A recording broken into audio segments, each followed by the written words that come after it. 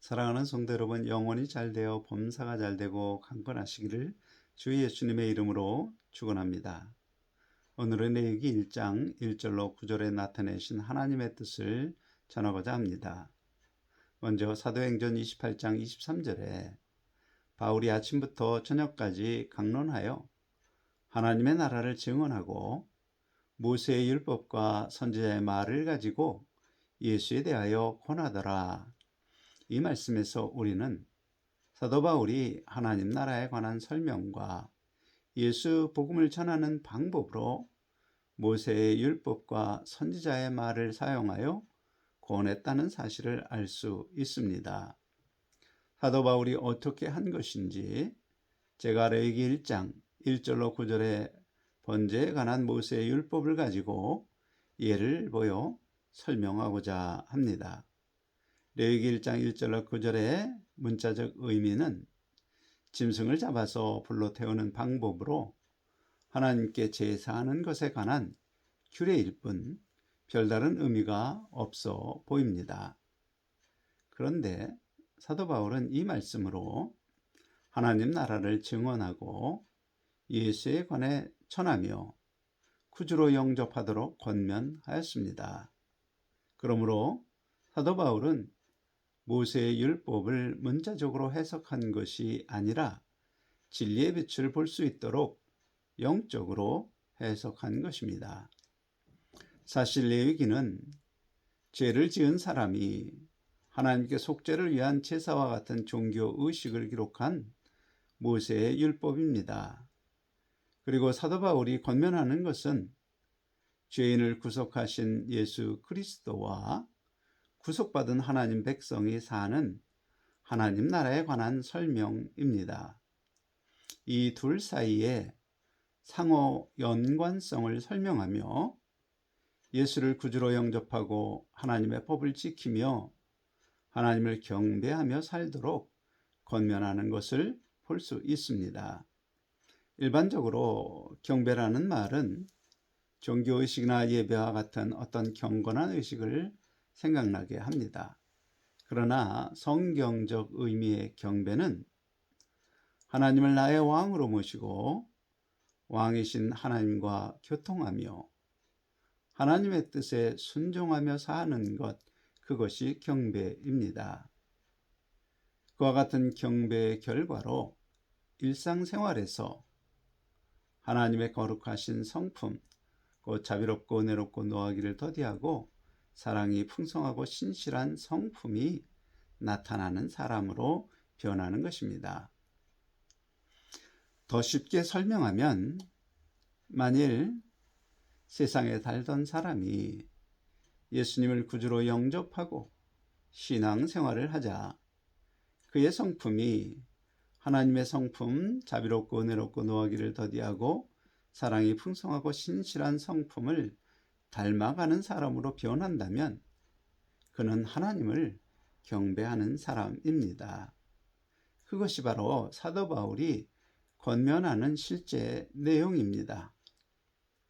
레위기에 기록된 율법을 이해하는 요점이 하나 더 있는데 하나님의 임재와 말씀입니다. 창세기는 하늘에서 말씀하셨고 출애굽기는 시내산에서, 그리고 레위기는 성막에서 임재하시고 말씀하십니다. 그리고 성막은 오늘날 교회를 상징합니다. 따라서 오늘날 교회가 하나님의 말씀이 선포되는 장소일 때 교회는 아름다운 가치를 가지게 됩니다. 아무리 건물이 웅장하고 온갖 보석으로 치장되었다 하여도 하나님 말씀이 선포되지 않는다면 아무런 의미가 없는 것입니다. 따라서 우리 삼선교회는 오직 하나님의 말씀인 성경이 우리에게 무엇을 말하는지 그것을 풀어 설명합니다. 결코 세상의 교훈이나 철학을 단해서 말하는 것은 성막인 교회를 더럽히는 것입니다. 하나님이 기뻐하시는 것이 아닙니다. 한편 레위기에서 율법으로 정하신 제사의 종류는 번제와 소제와 화목제와 속죄제와 속번제로 5종류가 있는데 오늘 본문 말씀은 번제에 관한 규례입니다.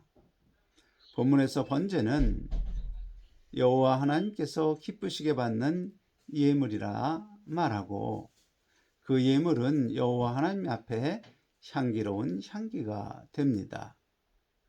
그런데 향기로운 예물을 하나님께서 받으실 번제에 대하여 향기로운 예물로 하나님께서 받으실 번제에 대하여 이사야 선지자는 이사야서 1장 11절에 여호와께서 말씀하시되 너희의 무수한 제물이 내게 무엇이 유익하뇨?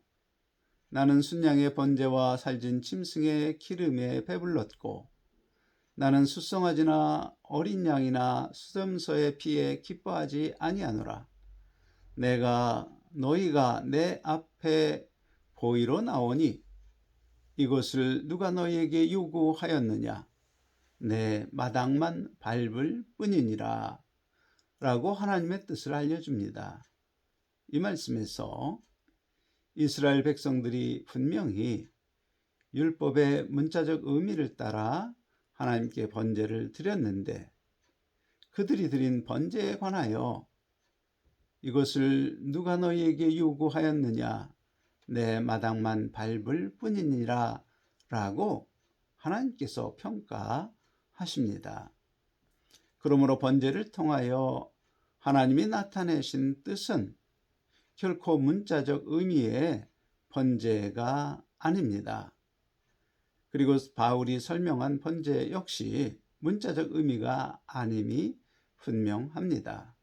이제부터 번제에 관한 번제에 관하여 바울이 설명한 내용과 무엇을 권면하는 것인지 살펴보고자 합니다. 레위기 1장 2절에 이스라엘 자손에게 말하여 이르라 너희 중에 누구든지 여호와께 예물을 드리려거든 가축 중에서 소나 양으로 예물을 드릴지니라. 이 말씀에서 번제의 예물은 분명히 소나 양으로 하여야 합니다. 그런데 나중에 번제로 드리는 제물로 열거된 짐승을 보면 소나 양 말고도 염소와 산 비둘기와 집 비둘기도 가능합니다. 그 차이는 무엇인가요? 문자적 의미로는 번제를 드리는 사람의 경제적 능력을 고려한 하나님의 자비로움이 반영된 것이기도 하지만 영적으로 보면 더 깊은 뜻이 있습니다. 나중에 설명하기로 하고 먼저 번제를 드리는 방법부터 살펴보겠습니다. 레위기 1장 4절에 그는 번제물의 머리에 안수할지니 그를 위하여 기쁘게 받으심이 되어 그를 위하여 속죄가 될 것이라. 이 번제에서 첫째 행위는 번제로 드릴 짐승의 머리에 안수하는 것입니다. 그렇게 안수하였기 때문에 하나님은 그 짐승의 희생, 곧 죽음을 기쁘시게 받으시고 그것이 안수한 사람의 속죄를 이룬다고 말합니다. 이 율법의 규정이 과연 예수님과 어떤 관계가 있을까요? 신약 성경은 우리의 죄가 오직 십자가에서 나의 죄를 대속하신 예수님을 나의 구주로 내 안에 모시는 믿음의 고백을 통하여 속죄됨을 말합니다. 그러므로 나의 죄를 대신하여 번제물로 희생되는 소나 양은 십자가의 죽음을 당하신 주 예수님을 상징합니다. 한편 번제물에 하는 그 안수는 나와 번제물과 연합을 의미하며 두 가지의 의미를 갖습니다. 첫째는 나의 죄가 짐승에게 전가되는 것입니다. 그리고 둘째는 짐승의 희생으로 죄의 사함이 나에게 전가되는 것입니다. 그것의 영적 의미는 예수님을 구주로 영접할 때 죄의 종인 내가 예수님과 십자가에 함께 죽고 십자가에 죽으신 예수님의 의가 나에게 전가되어 하나님께서 나를 의롭게 여기시는 것입니다. 그 결과로 속죄, 곧 죄사함의 은혜를 받습니다. 그런데 안수로 연합된 제물이 번제로 하나님께 드려지고 불로 탈 때 나는 그 냄새를 여호와께 향기로운 냄새라 말합니다. 따라서 이 율법은 성도가 예수를 구주로 영접한 후 여호와 하나님 앞에 향기로운 냄새가 나는 그런 사람이 되는 방법을 기록한 것입니다. 성도가 주 예수님을 영접한 후 하나님 앞에 향기로운 냄새나는 방법이 바로 번제에 나타나 있습니다. 어떻게 향기로운 냄새가 되는지 살펴보겠습니다. 레위기 1장 5절에 그는 여호와 앞에 그 수송아지를 잡을 것이요 곧 짐승을 죽이는 것의 영적 의미는 여호와 하나님을 알지 못하는 짐승과 같은 내 영혼, 곧 죄가 원하는 대로 나 중심적 가치관으로 육신의 안락과 욕망을 위하여 살던 죄의 종이었던 나의 생명이 죽는 것을 의미합니다. 그리고 죽은 송아지의 피가 제단의 사면의 주위에 뿌려지는데 성경은 피에 생명이 있다고 말하므로 피를 사방에 뿌리는 그 행위의 영적 의미는 죄의 종이었던 성도의 죄의 생명, 곧 옛생명이 신앙생활의 모든 방면에서 죽는 삶의 모습이 나타나야 함을 뜻합니다. 레위기 1장 6절은 그는 또 그 번제물의 가죽을 벗기고 각을 뜰 것이요. 각을 뜨는 것이란 뼈와 살을 발라내는 것입니다. 그리고 그것을 행하는 것은 칼입니다. 신약 성경에 영적으로 각을 뜨는 장면을 묘사한 말씀이 있습니다. 바로 시브리서 4장 12절 하나님의 말씀은 살아있고 활력이 있어 좌우에 날선 어떤 검보다 예리하여 혼과 영과 및 관절과 골수를 찔러 쪼개기까지 하며 그 마음의 생각과 뜻을 판단하나니 각을 떠 살과 뼈를 쪼개어 구분하는 것은 곧 하나님의 말씀을 기준으로 나의 생각과 품은 뜻이 육에 속한 것인지 영에 속한 것인지 그것을 분별하게 됨을 뜻합니다. 곧 하나님의 말씀 기준으로 나를 볼 때 비로소 내가 품은 뜻과 생각이 하나님의 뜻과는 관계없이 내 육적인 쾌락과 안락만을 위하며 자기 중심적 사람인지 깨닫게 되는 것입니다. 그 깨닫는 것이 바로 육신을 보호하던 자기중심적 가치관의 가죽이 벗겨지고 각이 떠지는 과정입니다.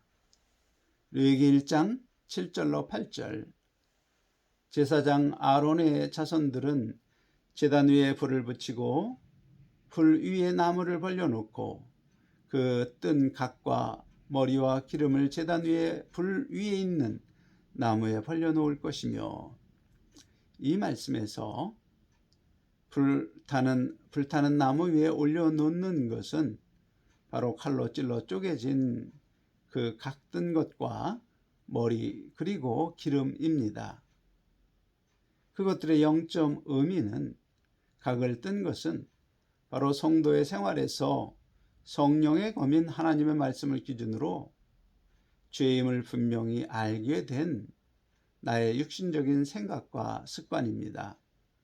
머리는 생활에서 의지하는 내 지혜이고, 배의 기름이 상징하는 것은 게으름과 욕심입니다. 그것들이 성령 역사 가운데 나의 생활에서 어떻게 사라지는 것인지 레위기 1장 9절 그 내장과 정강이를 물로 씻을 것이요 제사장은 그 전부를 제단 위에 불로 살라 번제를 드릴지니 이는 화제라 여호와께 향기로운 냄새니라. 이 말씀이 보여줍니다. 먼저 물로 씻는 것은 회개를 상징합니다. 내장은 정욕을 따르는 내 속에 있는 죄를, 정강이는 죄의 길을 걷는 죄의 습관을 상징하며 그것을 먼저 하나님 앞에 자복하고 회개하는 것이 바로 물로 그것을 씻는 것입니다. 불로 태우는 것은 무엇이나 재가 되고 타는 냄새가 납니다. 불은 성령의 역사를 상징하므로 나의 모든 과거의 옛 생명이 태워져서 과거 회개하기 전 모습이 다시 나타나거나 남지 않는 죄로 변하게 되는 방법은 오직 성령 역사임을 의미합니다. 그리고 성령의 인도에 순종함으로 과거의 죄의 습관이 죄가 되어 사라지는 사람이 바로 하나님 앞에 그리스도의 거룩한 향기 나는 사람입니다. 그런 사람이 바로 번제로 드려진 하나님의 사람입니다. 그런데 번제물을 정하실 때 처음에는 소나 양으로 정하시고 나중에는 염소와 비둘기를 언급하셨습니다. 이것을 문자적으로 보면 번제를 드리는 사람의 경제력을 고려하신 하나님의 자비로운 조치입니다. 곧 가난한 사람이 비싼 소나 양을 잡아서 드리기 어렵겠지요. 그런데 영적으로 깊이 생각하면 염소는 가축 중에서 가장 주인의 말을 듣지 않는 짐승입니다. 그리고 비둘기는 소나 양과는 달리 제 마음대로 날아다니며 살아가는 짐승입니다. 집비둘기는 제한이 있어서 멀리 가지는 못하지만 새장 안에서 제 마음대로 날고, 산비둘기는 아예 주인 가까이에 오지도 않습니다. 곧 성도라도 순종하지 않고 제 마음대로 사는 사람들이 있습니다.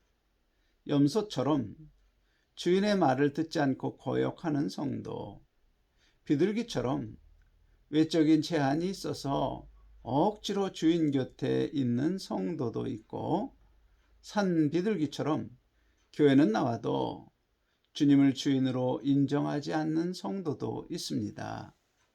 그런데 비둘기를 언급하실 때 특별히 그 머리를 비틀어 끊도록 합니다.